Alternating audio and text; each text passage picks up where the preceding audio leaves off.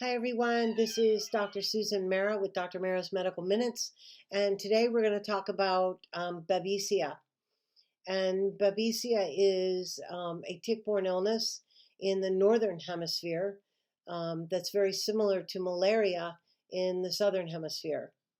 It is an intracellular red blood cell parasite, and it can cause really some severe havoc. It's a really bad co-infection. Um, there are three species that we know of that have been able to be uh, documented in the laboratory. The first one is Babesia microti. That used to be the East Coast version. Then Babesia duncani. That used to be the West Coast. And then Babesia odocoilei. That's the new one on the block. That's very difficult to treat. And then there's a fourth one. It's called Babesia divergens. And that used to be the one that was in Europe. The problem is now, because of the migratory birds, all of these different species of Babesia are now everywhere. So microti is on the West Coast, duncani is on the East Coast, divergens is here. I mean, it's a mess.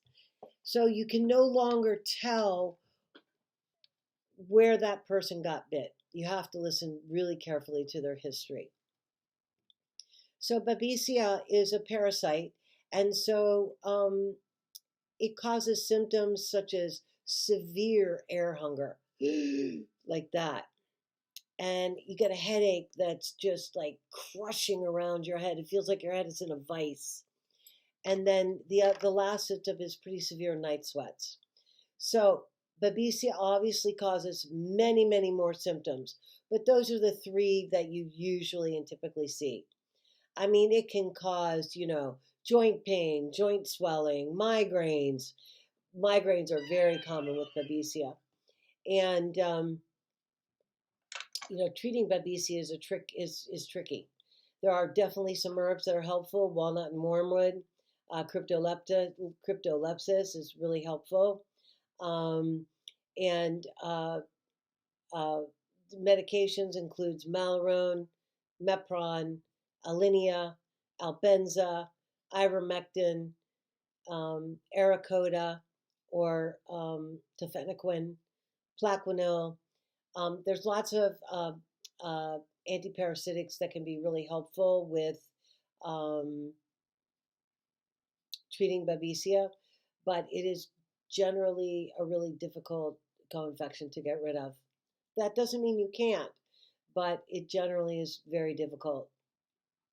So generally you use the antiparasitics in combination with something like Mepron.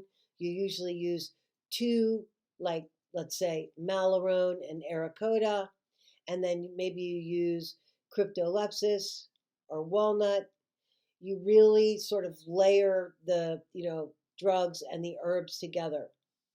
And when you do that, make sure that you use probiotics, vitamin D, and the other thing is that um, or parasitic symptoms are much more likely to be